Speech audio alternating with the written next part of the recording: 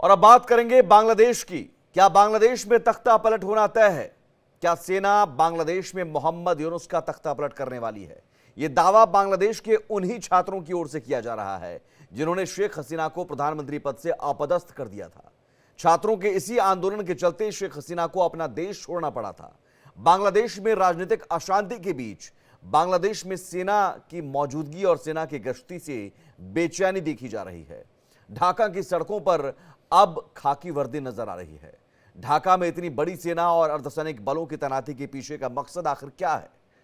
छात्रों की नवगठित एनसीपी ने ढाका में विरोध रैलियां निकाली। आरोप है कि देश की सेना शेख हसीना को फिर पीएम बनाने की फिराक में है। इसी मुद्दे पर आज हम करेंगे चर्चा, लेकिन उससे पहले यह रिपोर्ट देखिए।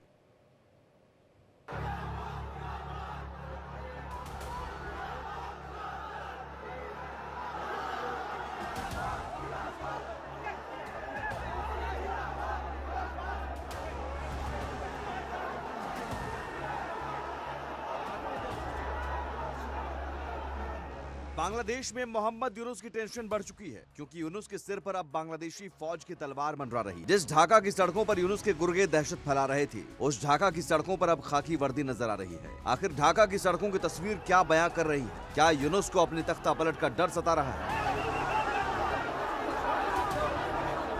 यह है बांग्लादेश की राजधानी ढाका की तस्वीर, जहां चप्पे चप्पे पर बांग्लादेशी फौज तैनात। हालात ये है कि इन सड़कों से गुजरने की हिम्मत नहीं जुटा पा रहे हैं। बांग्लादेशी फौज की चाक चौबंद से कयास लगाए जा रहे हैं कि बांग्लादेश में एक बार फिर तख्ता पलट होगा। ढाका में फौजी की मौजूदगी बढ़ती जा रही है। फिलहाल ढाका में आर्मी की एक ब्रिगेड मौजूद है। इतना ही नहीं, फौज के साथ साथ अर्धसैनिक बलों की मौजूदगी भी बढ़ा दी गई है। बांग्लादेश बॉर्डर की कुछ टुकड़ियों को भी तैनात कर दिया गया है। इतनी बड़ी सेना और अर्धसैनिक बलों की तैनाती के पीछे ढाका में हो रहे विरोध प्रदर्शन, बांग्लादेश में तख्ता पलट का आरोप लगाकर छात्रों के राजनीतिक दल एनसीपी ने खलबली मचा दी।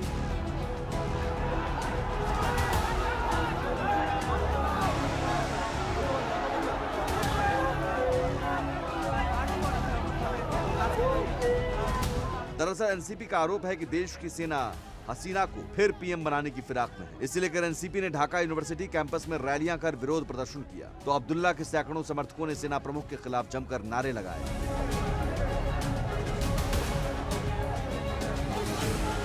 और ये भी मांग की कि शेख हसीना और उनकी पार्टी को सत्ता से बाहर किया जाए। साथ ही उनके सहयोगियों को केस के बाद फांसी की सजा दी जाए। नेशनल सिटीजन पार्टी यानी एनसीपी ने पार्टी को फिर से बसाने की सैनिक समर्थित साजिश को किसी भी कीमत पर नाकाम करने की कसम खाई।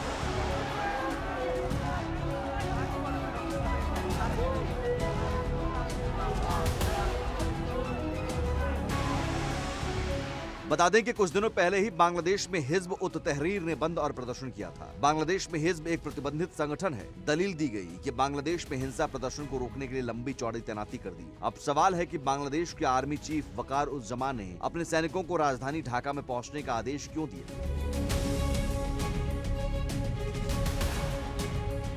बांग्लादेश में सेना के जवानों ने ढाका की सड़कों पर अपनी गश्त तेज कर दी है। चप्पे चप्पे पर बांग्लादेश की सेना तैनात है। दरअसल बांग्लादेश में एक बार फिर छात्र सड़कों पर उतर आए हैं। कहा जा रहा है कि ये मौजूदा सरकार से खुश नहीं है। छात्र नेतृत्व वाली नेशनल सिटीजन पार्टी यानी एनसीपी ने सेना पर पॉलिटिकल इंटरफेरेंस का आरोप लगाया।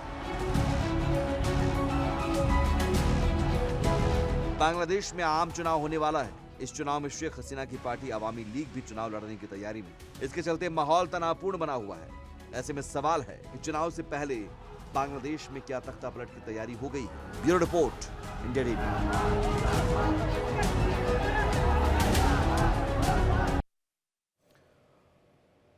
और इस वक्त हमारे साथ 4 मेहमान जुड़ गए हैं। मेजर जनरल AK सिवाच हैं, डिफेंस एक्सपर्ट के तौर पर। बहुत स्वागत है आपका। कर्नल UK देवनाथ और इसके अलावा संजीव श्रीवास्तव हैं, विदेश मामलों के जानकार।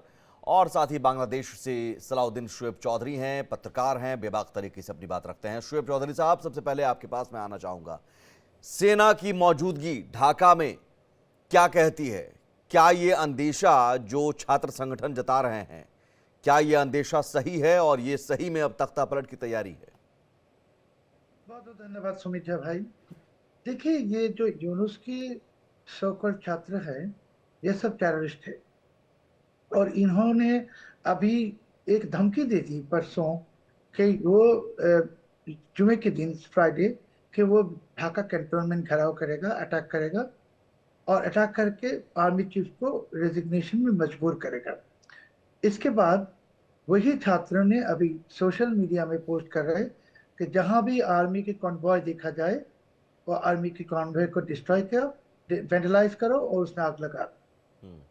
सो ये हालत जो है ये है कि यूनुस और उसके जो जंगी जिहादी और सो कॉल्ड छात्र उसके साथ हमारे आर्म फोर्सेस के हेड ऑन कोलिशन। अभी यहाँ दो सम्मानित मिलिट्री पर्सनल्स हैं, वो लोग जानते हैं कि जब आप ऐसे आर्मी को थ्रेट करते हो so it is actually threatening the sovereignty of the country.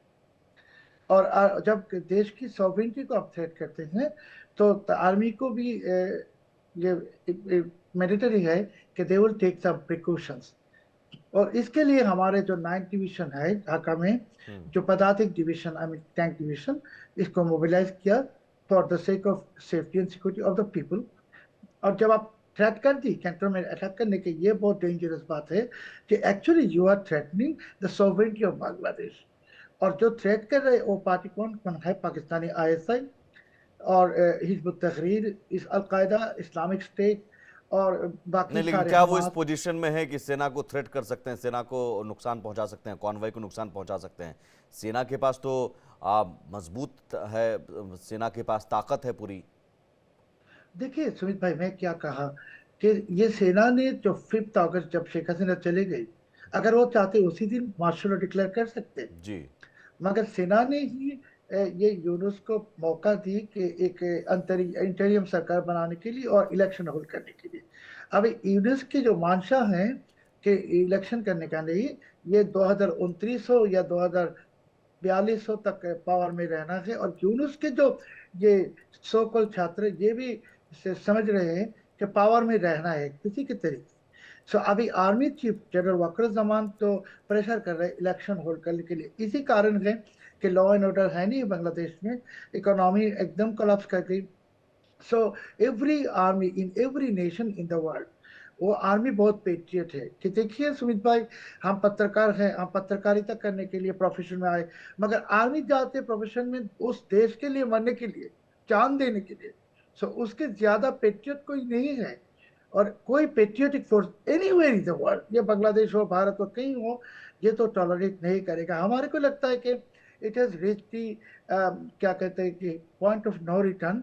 और हमारे आर्मी को भी ये महसूस हो गया कि यूनुस ने जो लक्ष्मण रेखा वो अतिक्रम कर लिया, रेड लाइन में क्रॉस किया।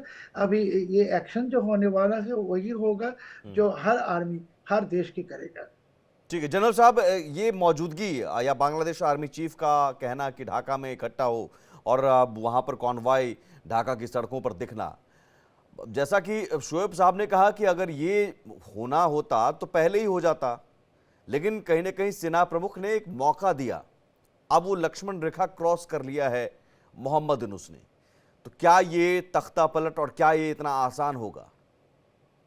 बिल्कुल, देखो सुमित, सच्चाई यह है कि जनरल वक़ारुज्ज़मान बहुत मैच्योरिटी के साथ उन्होंने एक प्रकार से कार्रवाई की है। बिल्कुल ठीक बोल रहे थे कि जब शेख हसीना 5 अगस्त को वहाँ से निकली थी तो जो बांग्लादेश की आर्मी थी वो टेक ओवर कर सकती थी। जब सिचुएशन भी ख़राब हुई उसके बाद भी वो कर सकते थे, मगर उन्होंने किया नहीं। उसकी वजह है वो चाहते हैं कि भाई डेमोक्रेसी रहे बांग्लादेश में। जिस प्रकार से जनरल वक़ारुज्ज़मान जो चीफ ऑफ आर्मी स्टाफ हैं, वो एक प्रकार से बहुत ही काबिल, बहुत प्रोफेशनल जनरल हैं और उन्होंने ऐसा कोई नहीं करने की कोशिश की, क्योंकि उनको पता है पाकिस्तान की क्या हालात हुई।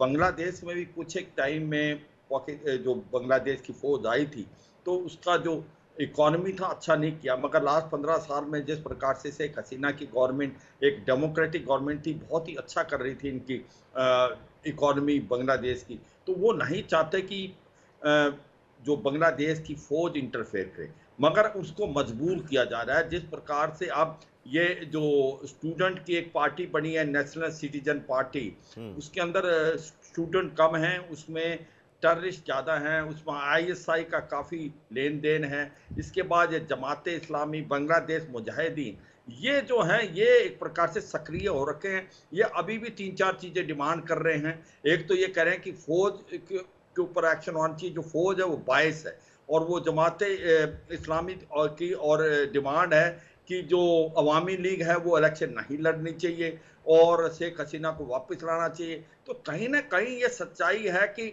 ये लॉ एंड ऑर्डर की सिचुएशन को अपने काफी हद तक खराब करने की कोशिश कर रहे हैं, मगर अभी तक जो बांग्लादेश की फौज है उसने रिस्ट्रेंट दिखाया है। और ये भी समझना चाहिए बांग्लादेश के अंदर थोड़ी सी सिचुएशन थोड़ी अलग होती है दूसरे देशों से, कि यहाँ पर जो बॉर्डर गार्ड बांग्लादेश है जो कि हमारी बीएसएफ की तरह वो डिप्लॉयड है बॉर्डर पे, और जो बाकी जो फौज होती है वो कंटोनमेंट के जो हिस्से बांटे हुए हैं पूरा बांग्लादेश को, वहां डिप्लॉय होती है। तो सच्चाई है कि लॉ एंड ऑर्डर की सिचुएशन वो संभालने के लिए बहुत ज्यादा काबिल होते हैं और उन्होंने कर लिया है। अभी जिस प्रकार से ढाका में बाकी जगह बांग्लादेश में जो बांग्लादेश की फौज, आर्मी, एयरफोर्स, नेवी तीनों डिप्लॉयड है और उनको एक प्रकार से जुडिशियल पावर भी दे दी है कमीशन ऑफिसर्स को। मगर यह सच्चाई है कि अभी भी जमात इस्लामी, ये नेशनल एक बार सिटीजन पार्टी, बांग्लादेश मुजाहिदीन, आईएसआई ये पुश करने की कोशिश करें और कहीं ना कहीं मोहम्मद यूनुस का इसमें हाथ है और यही कह रहे हैं कि मोहम्मद यूनुस डबल गेम खेल रहे हैं। कहीं तो वो दिखा रहे हैं कि हमने जो बांग्लादेश की फौज को बुलाया है, हम लॉ एंड ऑर्डर सिचुएशन ठीक करना चाहते हैं, उधर से ये इनको उकसाते भी हैं नेशनल सिटीजन पार्टी को, जमात इस्लामी को, जो कि असली रूल कर रहे। तो सच्चाई है सिचुएशन काफी नाजुक है बांग्लादेश में और कहीं ऐसा ना हो कि जो पानी है वो सिर से ऊपर उतर जाए और जो बांग्लादेश की फौज के पास और कोई चॉइस ना हो वो टेक ओवर करे। ऐसा नहीं होना चाहिए, हम भी नहीं चाहते, ना बांग्लादेश चाहेगा, ना बांग्लादेश की आर्मी चाहती। वो चाहती है कि बांग्लादेश के अंदर एक डेमोक्रेसी चले, क्योंकि उनको भी मालूम है डेमोक्रेसी जिस कंट्री में चलती है उसका एक प्रकार से आप ये कह रहे हैं कि मगर जिस प्रकार से दो बातें सुमित जो बहुत ज्यादा इंपॉर्टेंट, जिस प्रकार से आतंकवाद बढ़ता जा रहा है, जिस प्रकार से जमाते इस्लामी और ये नेशनल सिटीजन पार्टी, बांग्लादेश मुजाहिदीन, आईएसआई का गढ़ बढ़ता जा रहा है, माइनॉरिटी थ्रेटन्ड हो रही हैं, लॉ एंड ऑर्डर खत्म होता जा रहा है, अब बांग्लादेश की फौज के ऊपर हाथ उठाने की कोशिश कर रहे हैं ये जो एक प्रकार से इस्लामिस्ट एलिमेंट्स हैं, तो फिर ये मुझे लगता है सिचुएशन ऐसी हो सकती है कि बांग्लादेश की फौज के पास और कोई चॉइस ना हो, ये टेक ओवर कर लें। ऐसा भी हो सकता है आने वाले टाइम में। ठीक है, तो ये लेकिन आप कह रहे हैं कि एक मैसेज पहले देने की कोशिश की जा रही है फौज की तरफ से, रिस्ट्रेंट दिखा रहे हैं। हाँ बिल्कुल सुमित, वो ये करना चाहते हैं। हाँ, वो अभी भी कहते हैं कि हम चाहते हैं कि देश के अंदर डेमोक्रेसी हो, इलेक्शन आए इस साल के एंड में या अगले मतलब साल के अभी भी वो कह रहे हैं कि सुधर जाओ। ग्रुप कैप्टन यूके देवनाथ जी भी हमारे साथ हैं। बिल्कुल, वेल सेड देवनाथ जी, लेकिन ये मैसेज देना कहीं भारी न पड़ जाए, क्योंकि वहां पर आईएसआई की मौजूदगी भी है और मोहम्मद यूनुस के जरिए या फिर जो इस्लामिक वहां कट्टरपंथी हैं उनके जरिए आईएसआई ये कभी नहीं चाहेगा कि वहां सेना टेक ओवर कर ले या फिर कोई और ताकत आ जाए। तो पर्दे के पीछे से आईएसआई भी चाहेगा कि सेना का मजबूती से मुकाबला हो। ऐसे में एक सिविल वॉर या गृह युद्ध जैसी स्थिति आपको नजर आ रही है? सुमित, बांग्लादेश जब 1971 में आजाद हुआ तो उसके बाद से लगातार एक वहाँ छोटे मोटे बहुत बार ऐसा हुआ कि फौज ने सरकार में इंटरवेंशन किया। 1975 में जो तख्ता पलट हुआ उसको उस जैसी स्टोरीज बांग्लादेश में कम से कम 20 या 25 बार रिपीट हो चुकी हैं, जहां फौज ने आकर सिविलियन एडमिनिस्ट्रेशन को अपने हाथ में लेने की कोशिश की। अभी फिलहाल बांग्लादेश की जो आर्मी है, आर्मी चीफ हैं, वो बहुत ही फूंक फूंक कर कदम रख रहे हैं और जैसा अभी तक अंदेशा आया है, जनरल वकारुज़्ज़मान जो हैं वो डेफिनेटली तख्ता पलट करना नहीं चाहते हैं। वो सिर्फ चाहते हैं कि आर्मी जो है एक स्टेबल देश को मेंटेन करके रखे, ताकि जो अलग अलग पॉलिटिकल धड़े हैं वो मिलजुल कर एक सोल्यूशन नहीं। बहुत कोशिश कर रही है दिलो जान से कि इलेक्शन कमीशन जो है वो जल्दी से जल्दी इलेक्शन कराए। इलेक्शन कमीशन ने वादा भी किया है कि जल्दी से जल्दी इलेक्शन कराने में भी शायद दिसंबर का महीना हो जाएगा। फिलहाल आर्मी स्टेबिलिटी क्यों बना के रखना चाहती है, मैं ये भी बता दूं। देखिए, बांग्लादेश में जो हालत आज है, अराजकता जितनी फैली हुई है, रूढ़िवादी तत्व या कंजर्वेटिव पावर्स या धार्मिक एलिमेंट इतने ज्यादा उग्र हो गए हैं कि आर्मी को मालूम है कि अगर उन्होंने सत्ता हाथ में लेने की कोशिश की तो जवानों को गोली फायरिंग ओपन करनी पड़ेगी। और मामला हाथ से निकल जाएगा। और जनरल वकार डेफिनेटली नहीं चाहते हैं कि सिचुएशन ऐसी हो जाए जिसमें फौज को आम सिविलियंस पर या डेमोन्स्ट्रेटर्स पर गोली चलानी पड़े। तो वो सिर्फ सत्ता पर उतना ही पकड़ रखना चाहते हैं कि अराजकता ना फैले। इलेक्शन क्या जल्दी होंगे? होंगे। सबसे बड़ा सवाल यह है कि इलेक्शन में क्या अवामी लीग को मौका दिया जाएगा? क्या उसके पहले अवामी लीग को बैन कर दिया जाएगा? क्या शेख हसीना को वापस जाकर इलेक्शन लड़ने का मौका दिया जाएगा? क्योंकि अगर शेख हसीना को वापस जाकर इलेक्शन लड़ने का मौका नहीं दिया, अवामी लीग को बैन कर, जी। पाकिस्तान में दिख चुके हैं, पीटीआई को बैन कर, पाकिस्तानी खुराफाती हैं, आईएसआई जरूर यही चीज करने की कोशिश करेगी जो उन्होंने पीटीआई के साथ पाकिस्तान में किया। वो डेफिनेटली केयरटेकर गवर्नमेंट को बांग्लादेश में ये आइडिया देंगी कि अवामी लीग को बैन कर दो दिसंबर के पहले। तो ऐसा करने पर खलबली बढ़ जाएगी, अशांति बढ़ जाएगी, और शायद इलेक्शन में एक ट्रू डेमोक्रेटिक चेहरा उभर कर सामने नहीं आएगा, जो कि ठीक है, ठीक है सर, खबर मैं दोबारा नहीं होगा। आता हूं आपके पास। बिल्कुल संजीव जी, लेकिन यहाँ आर्मी की जो हलचल अचानक तेज हुई है, जैसा कि शुएब साहब कह रहे हैं कि पहले भी हो सकता था, मार्शल लॉ लगा जा सकते थे, यानी सेना का कभी कोई इरादा ऐसा नहीं रहा कि हम तख्ता पलट करेंगे, लेकिन सेना के जरिए मैसेज कौन देना चाह रहा है? हाल ही में तुलसी गबार्ड का बयान, फिर खबर ये भी है कि कल जो है अमेरिका के एक सैन्य अफसर पहुंच रहे हैं, अमेरिकी जनरल पहुंच रहे हैं ढाका। ये सारी चीजें, क्या आपको लग रहा है कि कहीं पर्दे के पीछे कुछ काम हो रहा है? सुमित जी, बांग्लादेश की सेना के अध्यक्ष जनरल जमान ने बड़े ही विवेकपूर्ण तरीके से, जिम्मेदारी भरे तरीके से, धैर्य से अभी तक स्थितियों को डील किया है। और जैसा कि चौधरी साहब ने कहा, बिल्कुल सटीक कहा, कि सेना अगर चाहती तो 5 अगस्त को ही टेक ओवर कर सकती थी, और उसके पास इतनी ताकत है कि वो ऐसा कर सकती है। लेकिन जनरल जमान ने ऐसा कोई कदम नहीं उठाया, क्योंकि जनरल जमान वहां पर बांग्लादेश में जो डेमोक्रेसी है, जो डेमोक्रेटिक रूल है, उसको जो है बनाए रखना चाहते हैं। और उनका लक्ष्य डे वन से ये रहा है कि वहां पर जो हालात हैं वहां पर सुधरें, और फिर से वहां पर जो डेमोक्रेटिक डाउनग्रेडेशन हुआ है, जो डेमोक्रेटिक बैकस्लिडिंग हुई है, वो बहाल हो। और इस लक्ष्य को ध्यान में रखते हुए ही उन्होंने इस अंतरिम सरकार को बनाने में सबसे बड़ी भूमिका निभाई। और सुमित जी, बांग्लादेश की जो स्थितियों को अगर कोई एक संस्था जो कि इसको डील कर सकती है और किसी भी हालात से निपट सकती है, वो बांग्लादेश की सेना है। और बड़े सौभाग्य की बात है कि आज बांग्लादेश की सेना के जो अध्यक्ष हैं और उनकी जो सेना की जो कमान है, वो जनरल जमान जैसे एक मिलिट्री लीडर के हाथ में है। और जनरल जमान का जो पूरा रुख डे वन से रहा है, जाहिर है कि उसको अंतर्राष्ट्रीय समुदाय, लोकतांत्रिक राष्ट्रों का भी समर्थन निस्संदेह मिल रहा है, और उनकी विश्व भर में प्रशंसा हो रही है। और जाहिर है कि जनरल जमान के हाथों को मजबूत किए जाने की आवश्यकता है। और मेरा ऐसा मानना है कि चाहे वो भारत हो, चाहे वो यूनाइटेड स्टेट्स ऑफ अमेरिका हो, ट्रंप प्रशासन के दौरान, बाइडेन प्रशासन की मैं बात नहीं करता, लेकिन ट्रंप प्रशासन के दौरान निसंदेह यूनाइटेड स्टेट्स ऑफ अमेरिका भी ये चाहेगा कि वहाँ की सेना, वहाँ के जो अतिवादी आतंक परस्त जो ताकतों की साजिश है, जो कैंसर है जिसको मैं कहता हूँ, जो अपनी अर्ली स्टेज में है, उसका इलाज अगर कोई कर सकता है तो वहाँ की सेना ही कर सकती है। जनरल जमान जैसे मिलिट्री लीडर्स कर सकते हैं। और इसी वजह तो वो से मेरा इलाज मानना क्या है होगा? कि तख्ता पलट? देखिए, जनरल जमान को मजबूर किया जा रहा है कि वो कमान अपने हाथों में ले। और ये जो छात्र आंदोलन दिख रहा है, वास्तव में ये छात्र आंदोलन है नहीं, उसके पीछे जो रेडिकल इस्लामिस्ट अतिवादी आतंक परस्त ताकतों की साजिश रही है। और इसमें पाकिस्तान की खुफिया एजेंसी आईएसआई भी इन्वॉल्व है, जैसा कि चौधरी साहब ने कहा। और बाइडेन प्रशासन के दौरान का डीप स्टेट भी इसमें शामिल था। खैर, वो अब बीती बात हो गई है। और अब वर्तमान का जो अमेरिका का एडमिनिस्ट्रेशन है, वो ये चाहता है कि वहां पर डेमोक्रेसी रिस्टोर हो, और इस तरीके की जो साजिशें हैं वो नाकाम हो। तो मेरा ऐसा मानना है कि जो सेना है, अब वो आने वाले समय में डिसाइसिव स्टेप्स लेगी, क्योंकि सेना ने 5 अगस्त के बाद से लगातार वेट किया है।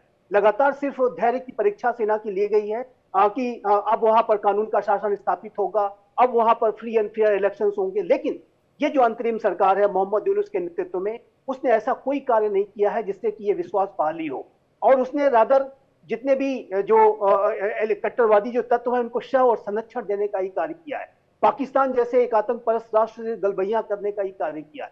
तो ऐसे में जो ये मोहम्मद यूनुस की सरकार के जो दिन है वो मेरे असेसमेंट के मुताबिक गिनती के ही बचे हैं और बांग्लादेश में कोई एक ऐसा अरेंजमेंट उभरेगा जो कि वहां पर हालात को बेहतर बनाएगा और ऐसे किसी भी अरेंजमेंट को करने की प्रक्रिया में सेना एक डिसाइसिव स्टेप लेते हुए बड़ी कार्रवाई करते हुए वहां पर डेमोक्रेसी को रिस्टोर करने के लिए जो भी अरेंजमेंट्स हो सकती है उसको करने के लिए आगे बढ़ेगी, ऐसा मैं देख रहा हूं। और इस तरीके का अगर कोई हालात वहां बनते हैं कि जिसमें कि डेमोक्रेसी को रिस्टोर करने के लिए, कानून और शासन को व्यवस्था को स्थापित करने के लिए, फ्री एंड फेयर इलेक्शंस को जल्द से जल्द कराने का वातावरण निर्माण करने के लिए यदि कोई अल्टरनेट अरेंजमेंट वहां पर किया जा सके तो वो ज्यादा बेहतर होगा। इस मोहम्मद यूनुस की सरकार अल्टरनेट अरेंजमेंट, ठीक है, अल्टरनेट अरेंजमेंट ये क्या हो सकता है शोएब चौधरी साहब? सुमित भाई देखिए, जो नाजिब भाई ने बताया कि कैंसर है जिहादियों, अभी इलेक्शन कैसे करेगा? बांग्लादेश में पाकिस्तान से हजारों हथियार आ गई और ये हथियार जंगी जिहादियों के हाथ में है। अगर इलेक्शन करने की कोई भी कोशिश करेगा अभी सो ये सिविल वॉर की शुरुआत होगा। सो ये कोई इलेक्शन से पहले बांग्लादेश में मैसिव मिलिट्री क्रैकडाउन की जरूरत है कि ये आर्म्स वेपन्स को रिकवर करने के लिए और टेररिस्ट को न्यूट्रलाइज करने के लिए। और न्यूट्रलाइज के बहुत सारे तरीके हैं, अरेस्ट कर सकते हैं और इसको एलिमिनेट भी कर सकते हैं। बट देश की जो स्वाधीनता और सॉवरेनिटी की कारण ये आर्मी को करना पड़ेगा। और राजीव भाई ने सही बताया कि यूनुस के अंडर में कोई इलेक्शन अच्छा नहीं होगा। सो हमारे को लगता है अभी यूनुस को टर्मिनेट करके एक केयरटेकर गवर्नमेंट बनाना है और इमरजेंसी डिक्लेयर करके बांग्लादेश में ये वेपन्स एंड क्या संविधान क्या कहता है? बांग्लादेश का संविधान क्या कहता है? और ये इमरजेंसी डिक्लेयर करने का अधिकार किसको है? कैसे हो सकता है? या फिर आप मार्शल लॉ की तरफ इशारा कर रहे हैं? नो, मार्शल नहीं, केयरटेकर गवर्नमेंट सिस्टम रिस्टोर कर दिया हाई कोर्ट ने बांग्लादेश की। और president can always declare state of emergency. President तो हमारा अभी भी कॉन्स्टिट्यूशनल है, ये यूनिस के लोग हैं नहीं। सो एक caretaker government, state of emergency and massive crackdown on jihadist and terrorist and recovery of weapon and इसके साथ न्यूट्रलाइज करना है टेररिस्ट को, मानना भी है। अगर गोली चलाने की जरूरत होगा तो गोली भी चलाना पड़ेगा और पूरे चीज को नॉर्मलाइज करने के बाद ही एक free and fair inclusive election हो सकता है। नंबर वन, आपने कहा हथियार पहुंच चुका है, जिहादियों के पास हथियार पहुंच गए हैं पाकिस्तान से। तैयारी उनकी क्या थी? क्या कोई बड़ी साजिश रची जा रही थी जिसकी भनक लगने के बाद सेना को अब इंटरवीन करना पड़ा है? पाकिस्तानी आई साइड तो ये चाहते थे सुमित भाई कि बांग्लादेश आर्मी को भी, पुलिस को डिस्ट्रॉय कर दिया। अभी आर्मी को डिस्ट्रॉय करने के बाद पूरे देश को कब्जा करने के। सो ये बहुत ही डेंजरस मकसद थे। और एक चीज में करेक्शन सारे पैनलिस्ट को कहना चाहूंगा कि देखिए, पाकिस्तान तहरीक इंसाफ जो पीटीआई है, इसके साथ अवामी लीग का कोई कंपैरिजन हो नहीं सकता। कि Awami League is a historically very ancient political party और बांग्लादेश के वोट बैंक की 45% अवामी लीग का है। तो हमारे 12 करोड़ अभी वोटर है बांग्लादेश में, इसके तकरीबन 4.5 करोड़ अवामी लीग के वोटर है।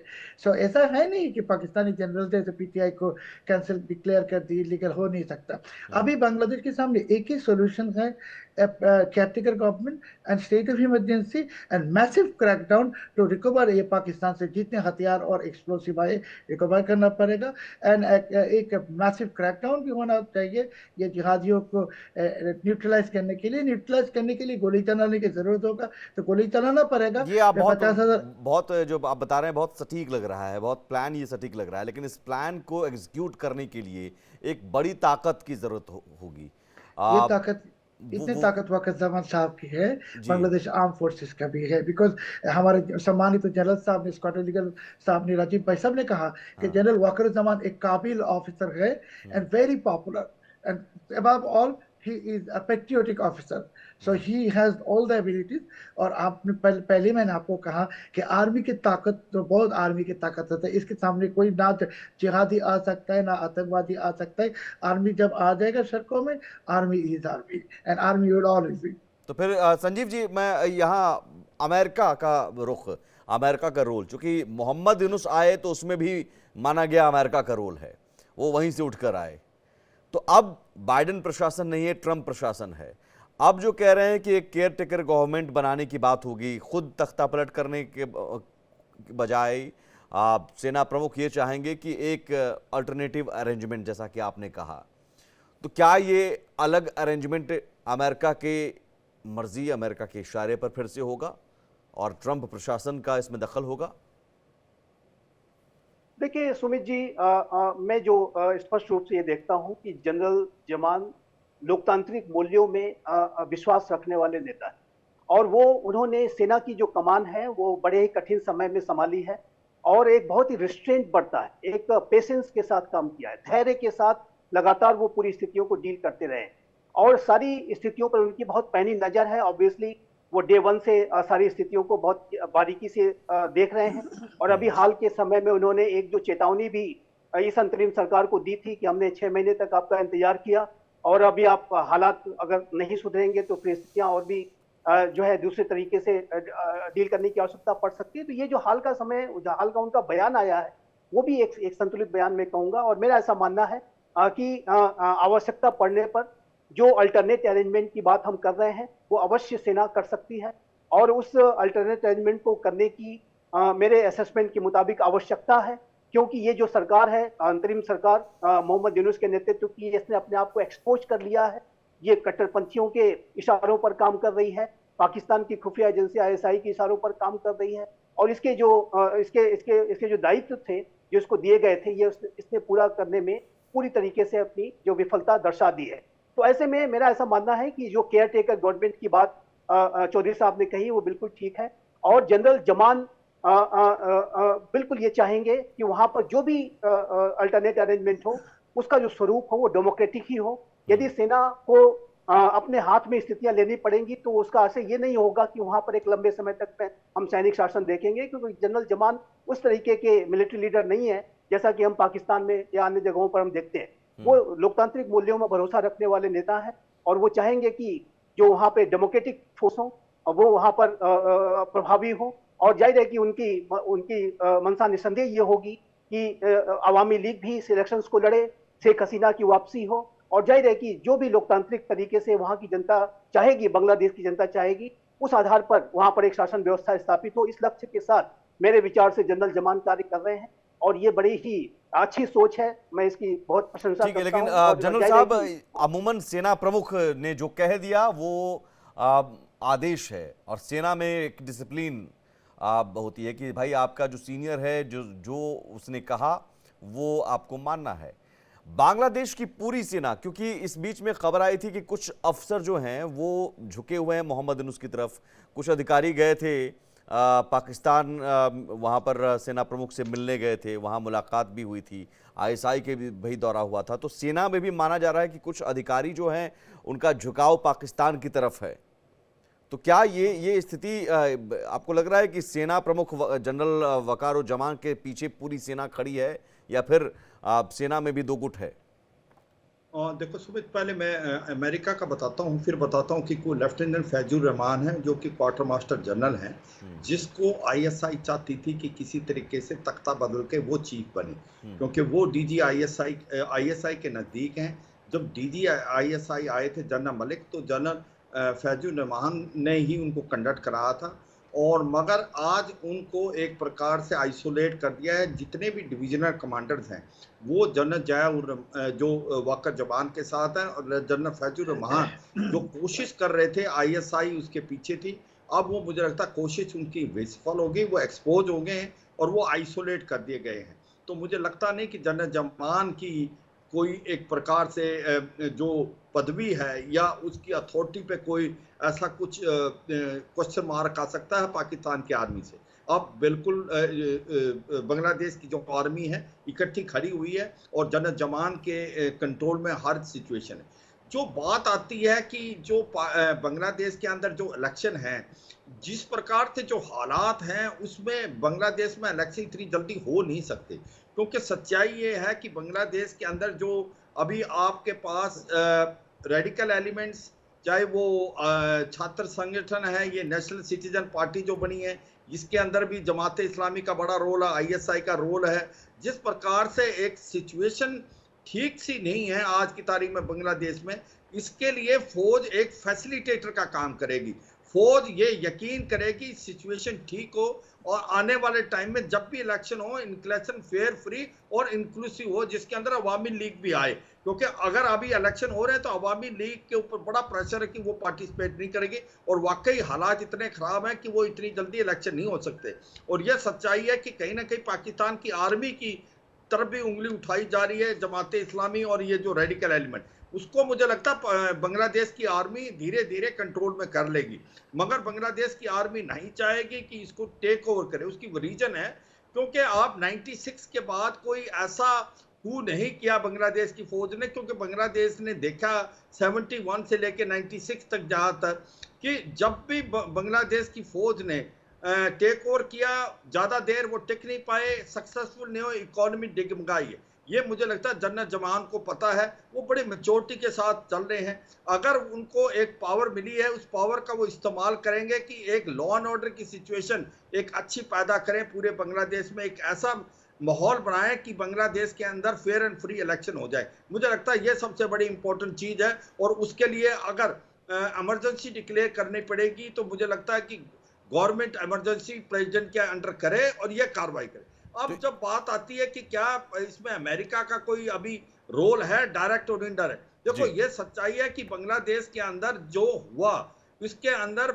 अमेरिका की डीप स्टेट इन्वॉल्व थी, और उसी के कारण शेख हसीना की जो एक इलेक्टेड गवर्नमेंट थी उसको गिराया गया था। मगर ये भी सच्चाई है कि इसका इस्तेमाल चीन और पाकिस्तान ने किया। जो वैक्यूम वहां क्रिएट होगी, चीन ने भी इसका फायदा उठाया, और पाकिस्तान की आईएसआई जो जिस प्रकार से उसने गढ़ बना लिया और अपना फुटप्रिंट्स कर लिए और एक प्रकार से अपने आप को स्ट्रॉन्ग कर लिया, ये अमेरिका के लिए भी अच्छी कोई खबर नहीं है। अगर आप देखें, तुलसी गैबार्ड ने भी बोला कि जो वहां पर माइनॉरिटीज हैं, हिंदूज हैं, उनको प्रोटेक्शन मिलनी चाहिए। क्या अमेरिका जो डोनाल्ड ट्रंप है वो बांग्लादेश के उनके रडार में है? बिल्कुल नहीं है। बांग्लादेश के लिए उनके पास आज की तारीख में टाइम नहीं है। बांग्लादेश को वो अभी भारत की तरफ दिया है, तो इसका मतलब ये है आज की तारीख में उसका जो रशिया यूक्रेन लड़ाई है, मिडिल ईस्ट में है और इंडो पैसिफिक में है, उनका ध्यान बांग्लादेश की तरफ नहीं है।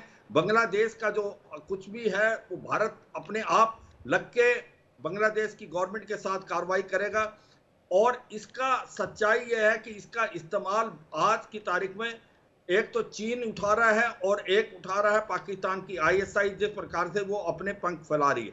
भारत को एक प्रोएक्टिव रोल प्ले करना ही पड़ेगा, क्योंकि जिस प्रकार से वहां पर जमात इस्लामी एक प्रकार से सक्रिय हो रही है और जो सिचुएशन ठीक नहीं हो रही, मुझे लगता है जो भी सपोर्ट भारत दे सकता है बांग्लादेश को देनी चाहिए। पर मुझे लगता है कि रोड मैप यही नजर आ रहा है, जो मोदी साहब भी बोलते, मैं उससे एग्री करता हूं कि जो फौज डायरेक्ट टेक ओवर नहीं करेगी, फौज नहीं चाहती टेक ओवर करना, मगर फौज एक फैसिलिटेटर का रूप करेगी। इमरजेंसी अगर डिक्लेयर होती है तो फौज को और पावर मिलेंगे। ये जो एंटी नेशनल एलिमेंट्स हैं जो कि टेरिटोरियल सोवरेनिटी को एक प्रकार से क्वेश्चन मार्क कर रहे हैं, उनके अगेंस्ट एक्शन लेना, एक माहौल क्रिएट करना, लॉ एंड ऑर्डर की सिचुएशन ठीक करना, एक ऐसा यकीन करना कि आने वाले समय में जब इलेक्शन होते हैं वो फेयर एंड फ्री हो और इंक्लूसिव हो। मुझे लगता है फौज यही चाहेगी। लेकिन यहाँ सवाल अब ठीक है, यहाँ सवाल अब पाकिस्तान के रोल को लेकर, ग्रुप कैप्टन साहब, पाकिस्तान अभी तो खुद उलझा हुआ है। वहाँ के सेना प्रमुख कह रहे हैं आसिम मुनीर की भाई पाकिस्तान के अस्तित्व पर खतरा मंडरा रहा है और अब हमें हार्ड स्टेट बनने की जरूरत है। तो वो वहाँ बलूचिस्तान, खैबर पख्तूनख्वा से निपटेंगे, वहाँ से उनको फुर्सत मिलेगी, तब जाकर ना बांग्लादेश में कुछ कर पाएंगे। तो एक सही समय का चुनाव किया गया है सेना प्रमुख की तरफ से, जनरल जमान की तरफ से, कि यहाँ अभी पाकिस्तान क्या ज्यादा इंटरफेयर कर पाएगा?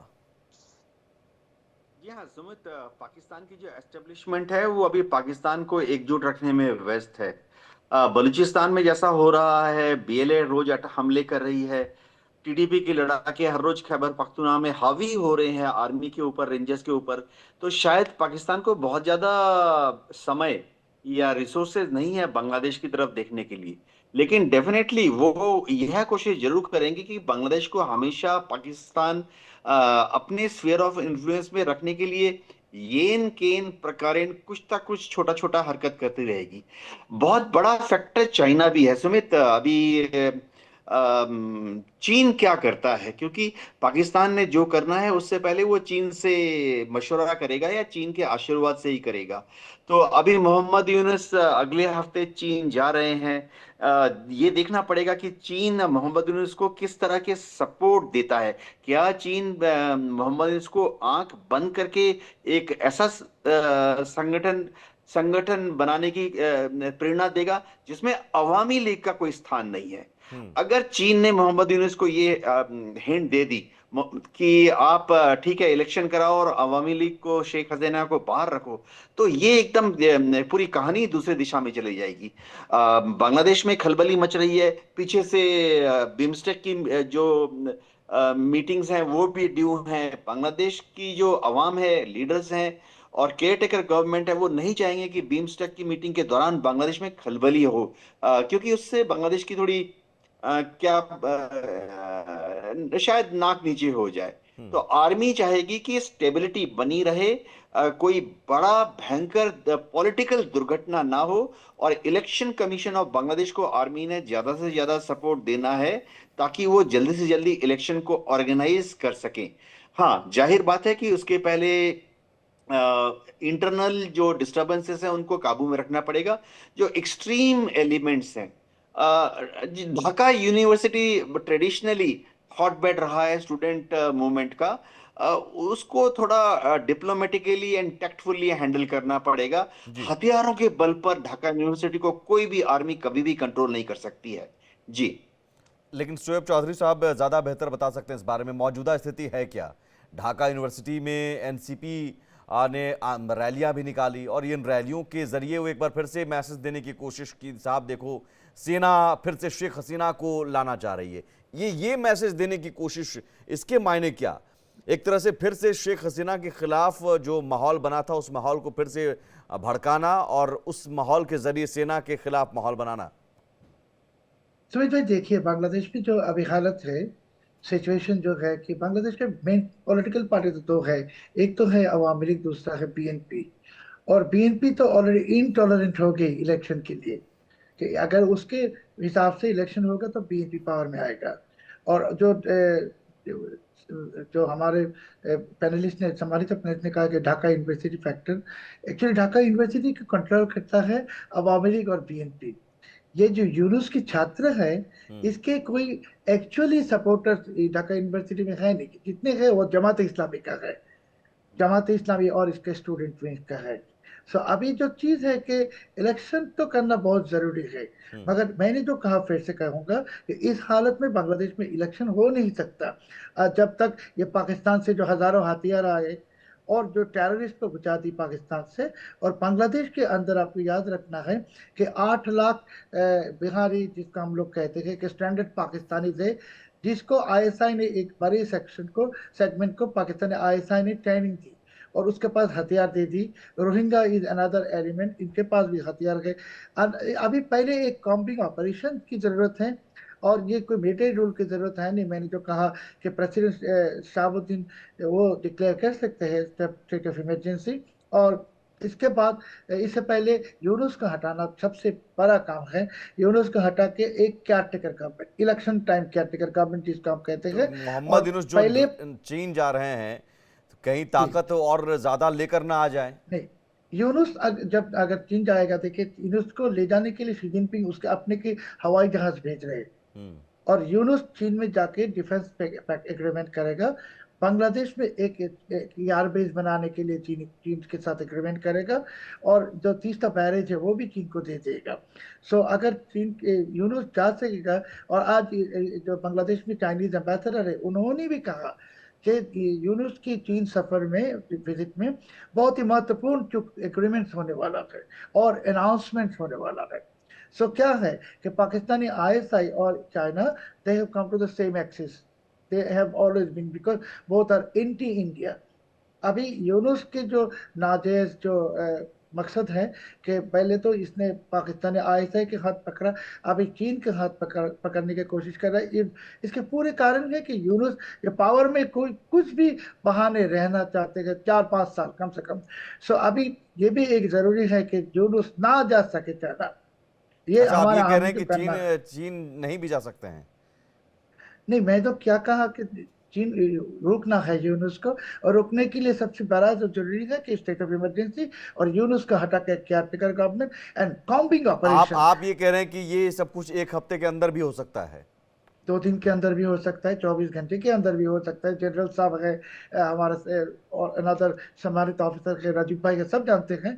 तो ये क्या है कि आप हालत मतलब क्या है स्टेट ये यूनुस के लिए जो अगर वो चाइना जाने का ख्वाब देख रहे हैं, हो सकता है कि उनको बोरिया बिस्तर समेट के यहाँ से भागना पड़े।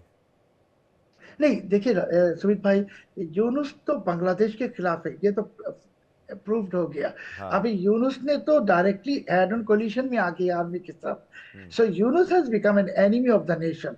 अभी एक एनिमी ऑफ द नेशन का आपने कितने जल्द देर तक रखेंगे पावर में? वो तो 26 तारीख जाने की मकसद कर रहे हैं। हमारे को लगता है कि इससे पहले कुछ होना जरूरी है।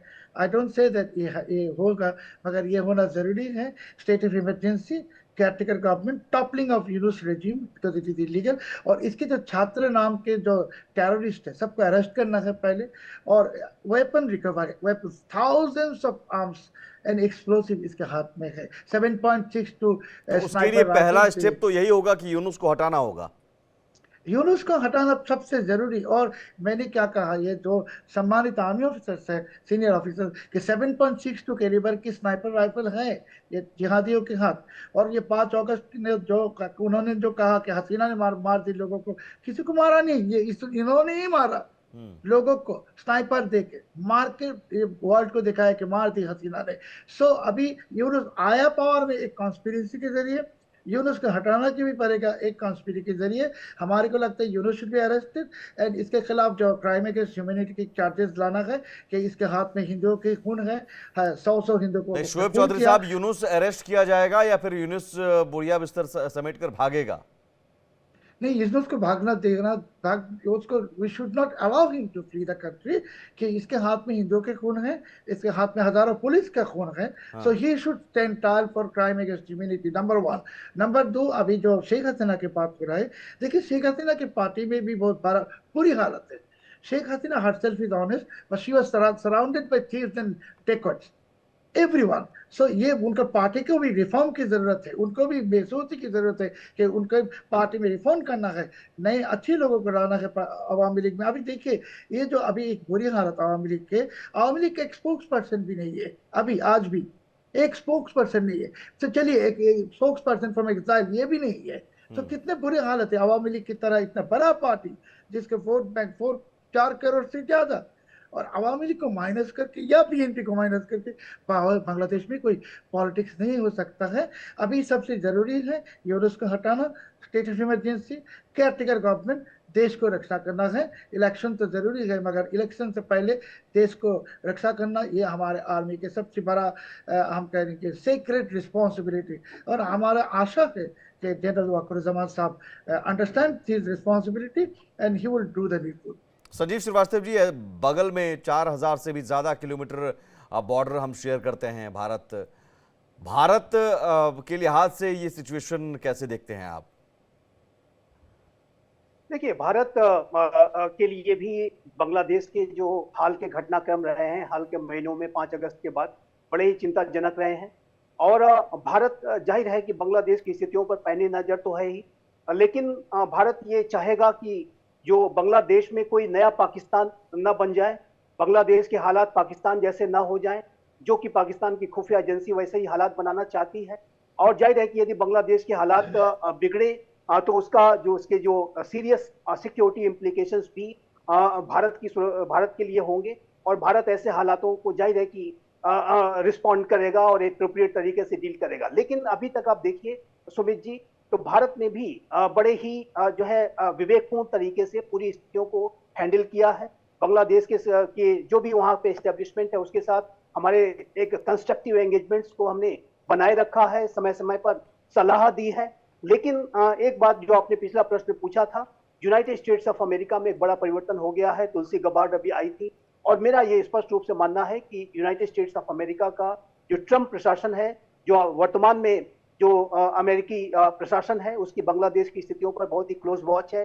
और तुलसी गबार्ड जो कि डायरेक्टर ऑफ नेशनल इंटेलिजेंस है, उन्होंने जिस तरीके का बयान दिया और अपने बयानों को उन्होंने समय समय पर रीएम्फसाइज किया, चाहे वो रायसीना डायलॉग में दिया गया बयान हो, चाहे इंटरव्यूज उन्होंने दिया, उन्होंने बांग्लादेश के बारे में स्पष्ट रूप से कहा कि वहां पर जो इस्लामिक खैलिफेट को स्थापित करने की साजिश रची जा रही है, एक आतंकी साजिश रची जा रही है, जिसको कि अमेरिका बर्दाश्त नहीं करेगा। तो ये एक बड़ा परिवर्तन है और मेरा ऐसा मानना है कि Bharat, United states of America, अन्य जो लोकतांत्रिक राष्ट्र हैं, जो अंतर्राष्ट्रीय संस्थाएं, उनको भी जनरल जमान के हाथों को मजबूत करने का जो है कार्य करना होगा और जनरल जमान के नेतृत्व में बांग्लादेश में डेमोक्रेसी रिस्टोर होगी, इस बात की हम आशा करते हैं। और जिस तरीके की वहां पर स्थितियां हैं, जाहिर है कि काफी चिंताजनक स्थितियां हैं, लेकिन बांग्लादेश की सेना और उनके जो चीफ हैं जनरल जमान, उन्होंने अपनी स्थितियों को अपने हाथों में ले रखा है। Things are not out of control, मैं ये कहूंगा। और जो भी वहां पर आने वाले समय में जो घटनाक्रम होंगे, उसमें मैं बड़े परिवर्तन होते हुए देख रहा हूं। लेकिन अंत में एक बात मैं अवश्य कहूंगा कि मोहम्मद यूनुस का जो शांति का जो मुखौटा था, वो उतर चुका है और मोहम्मद यूनुस सरकार के जो दिन हैं वो अब खत्म हो चुके हैं, लग रहे हैं, गिनती के बचे हैं। और मेरा ऐसा मानना है कि एक अल्टरनेटिव अरेंजमेंट वहां पर होना ही चाहिए, क्योंकि ये जो सरकार है पूरी तरीके से विफल साबित हुई है। न सिर्फ विफल, बल्कि इसने कट्टरपंथियों को शय और सपोर्ट देने का कार्य किया है, जैसे कि अपेक्षा वहां की सेना को नहीं थी, जैसे कि अपेक्षा भारत को भी नहीं थी। भारत भी इस बात की अपेक्षा कर रहा था कि जो वहां पर अंतरिम सरकार बनेगी वो वहां पर कानून का शासन स्थापित करेगी, हिंदू कम्युनिटी पर हो रहे हमलों को रोकेगी, जो रेडिकल इस्लामिस्ट अतिवादी आतंकपरस्त ताकतों के खिलाफ कार्रवाई करके दिखाएगी और जल्द से जल्द फ्री एंड फेयर इलेक्शंस कराने के हालात वहां पर बनाएगी। ऐसा करने में वो पूरी तरह से विफल साबित रही है। और एक ऐसा राष्ट्र जिसके कि पाकिस्तान जैसे राष्ट्र का बांग्लादेश के साथ एक काला अध्याय है, उसकी जितनी घोर निंदा की जाए उतना कम है। उसके साथ सारी बातों को बुला करके जिस तरीके से मोहम्मद यूनुस ने जाकर के उनसे गलबैया करने का कार्य किया है, उससे जाहिर है कि ये जो उनका जो वास्तविक चेहरा है कि किस तरीके से वो कट्टरपंथियों के हाथों में खेल रहे हैं, वो बिल्कुल दिखता है। और ऐसे में मेरा ऐसा मानना है कि बांग्लादेश की सेना भी इस बात को अब समझ चुकी है और इसी वजह से आने वाले समय में मैं बांग्लादेश में बड़े परिवर्तन होने की प्रबल संभावना देखता हूं। जनरल साहब, सेना के लिए अब जो प्रायोरिटी है, स्टेप बाय स्टेप कैसे आगे बढ़ सकते हैं आप? खासतौर पर जब शुएब चौधरी साहब ने बताया कि वहां पर जो जिहादी हैं, टेररिस्ट हैं, उन्हें न्यूट्रलाइज करना है, एलिमिनेट करना है, हथियार बहुत बड़ी संख्या में वहां पर मौजूद हैं, अब उन्हें जब्त करना है, यूनुस को हटाना है, तो ये स्टेप कैसे हो सकता है? क्या स्टेप हो सकता है जिसमें ज़्यादा बवाल भी ना हो और काम भी हो जाए, सांप भी मर जाए और लाठी में ना टूटे? देखो सुबह इतना आसान नहीं होगा, क्योंकि जिस प्रकार से रेडिकलाइजेशन अब बांग्लादेश के अंदर फैल गया है और जिस प्रकार से एंटी इंडिया सेंटीमेंट, एंटी अवामी लीग, ISI ने अपना गढ़ बना लिया है, तो ये चिंता का विषय है, इसमें कोई शक नहीं। मगर जो जनरल जमान हैं वो एक काबिल अफसर हैं और बांग्लादेश की फौज अगर चाहे तो ये कर सकती है और मुझे लगता है पहले भी उन्होंने किया है और ये लगता है कि आने वाले समय में इसमें सक्सेसफुल होंगे। मगर दो चार बातें हमें बड़ी इंपॉर्टेंट देना पड़ेगा। जो बांग्लादेश के अंदर अभी सिचुएशन है उसकी इम्प्लीकेशन भारत पे क्या है, उसका अप्रभाव भारत पे क्या पड़ने वाला है और हमें क्या चुकन्ना रहना चाहिए। देखो सच्चाई ये है कि बांग्लादेश के अंदर जो वहाँ पर रोंगिया हैं 10 से 12 लाख जो कोक्स बाजार में बिठा रखे हैं, उनको बहुत जोरों से आज की तारीख के अंदर पाकिस्तान की ISI है जो एक प्रकार से उनको रेडिकलाइज कर रही है और उनको भारत की तरफ पुश करने की कोशिश करेगी। ये भारत को बहुत आने वाले समय में ध्यान देना पड़ेगा। दूसरी बात यह है, रेडिकल एलिमेंट जो बाकी भी हैं रोहिंग्या के अलावा, उनको भी भारत के अंदर बहुत पुश करने की कोशिश करते हैं, क्योंकि जो जेलों में थे उनको भी छोड़ दिया गया था और वो जो क्रिमिनल एलिमेंट्स हैं, वो रेडिकल एलिमेंट्स हैं, उनको भारत की तरफ भेजने की कोशिश करें। तीसरा सबसे इंपॉर्टेंट चीज है कि जो लास्ट 15 साल की गवर्नमेंट थी शेख हसीना की, जो हमारे नॉर्थ ईस्ट में शांति आई, तो उसका श्रेय शेख हसीना को भी जाता है, क्योंकि जितने भी ये एक्सट्रीमिस्ट ग्रुप थे जो कि एक प्रकार से नॉर्थ ईस्ट में थे, चाहे वो उल्फा था, NDFB था, NSCN IMS, NSCN खपरांग, PLA, इनके सब की बेसिस होते थे एक one point of time Chittagong hill में। मगर शेख हसीना के जब 2009 के बाद आने से ये सब वाइंड अप हो गए थे और इनको वहां से खदेड़ दिया गया था। और अगर नॉर्थ ईस्ट के अंदर शांति आई थी तो एक प्रकार से शेख हसीना का भी इसके अंदर बहुत योगदान था। अब ऐसा सुनने में आया कि वहां पर रेकी की गई थी, डीजीआईएसआई को भी वहां ले जाया गया था कि हो सकता है ये एक्सट्रीमिस्ट ग्रुप के जो कैंप हैं वो दोबारा स्टार्ट हो सकते हैं। तो ये भी हम भारत को बहुत चौकन्ना रहना पड़ेगा। तो भारत के लिए ये 3-4 चिंता के विषय हैं, रेडिकल एलिमेंट्स आना, रोहिंग्या आना और दोबारा जो एक्सट्रीमिस्ट के कैंप चिटागोंग में होना, ये भी बहुत बड़ा चिंता है। अब बात आती है कि क्या बांग्लादेश के अंदर चाइना क्या रोल प्ले करेगा, ये आपको लगता है बहुत इंपॉर्टेंट होगा? क्योंकि अगर आप देखें शेख हसीना की जो लास्ट एक प्रकार टूर था वो अच्छा नहीं रहा था चाइना में, वो 2 दिन पहले ही वाइंड अप करके आ गई थी। जो तेस्ता बेसन क्या वो चाइना को दे देगा? क्या वो बेल्ट रोड इनिशिएटिव दोबारा जो प्रोजेक्ट बंद कर दे उनको दे देगा? ये सच्चाई है, ये भी डिपेंडेंट होगा कि क्या होगा। क्योंकि मोहम्मद यूनुस को जैसे चौधरी साहब कह रहे थे हटाना, क्या हटाना इतना आसान होगा या उनके ऊपर प्रेशर डाल के वो खुद भाग जाएं? मुझे लगता है वो बड़ा आसान होगा, क्योंकि वो फेल तो हो गए, इसमें कोई शक नहीं। रेडिकल एलिमेंट फैल रहे हैं बांग्लादेश में, ये भी कोई सच्चाई नहीं। आज की तारीख में बांग्लादेश के अंदर इस हालात में इलेक्शन नहीं हो सकते जब तक लॉ एंड ऑर्डर की सिचुएशन ठीक नहीं करोगे, रेडिकल एलिमेंट्स को काबू नहीं करोगे और इंक्लूसिव और फेयर इलेक्शन नहीं हुए तो फिर कोई फायदा नहीं। और ये नहीं, आपने जो सवाल पूछा मैं उसका जवाब ले लेता हूं चौधरी साहब से। बीएनपी और जो अवामी लीग है वो मेन पार्टीज हैं। अगर इनमें से एक पार्टी भी इलेक्शन नहीं लेगी तो फिर इलेक्शन का कोई मतलब नहीं है। और अवामी लीग की अभी भी 30 से 35% बेस है। अगर उसको इलेक्शन नहीं लड़ने देंगे, अगर ये जो आईएसआई के एलिमेंट या रेडिकल एलिमेंट, तो इस इलेक्शन जी आपने जो सवाल पूछा उसका जवाब मिले। शोएब चौधरी साहब, दो परिस्थितियां बताई हैं जनरल साहब ने, या तो यूनुस को हटाया जाए या फिर इतना प्रेशर दिया जाए कि खुद ही वो वहां से हटकर बुरिया बिस्तर समेटकर भाग जाए। क्या हो सकता है, क्या प्रायोरिटी होनी चाहिए? सुमित भाई देखिए, परसों से यूनुस के जो सोकल कोऑर्डिनेटर्स थे, ये जो एक्सटोर्शन कर रहा था सारे देश में, 3 कोऑर्डिनेटर्स ऑलरेडी अरेस्ट हो गई। और जो एनसीपी आप जो कहते हैं, जो वो पार्टी किंग्स पार्टी बना है, इसके 3 लीडर अरेस्ट हो गई और आज रात और भी अरेस्ट होगा।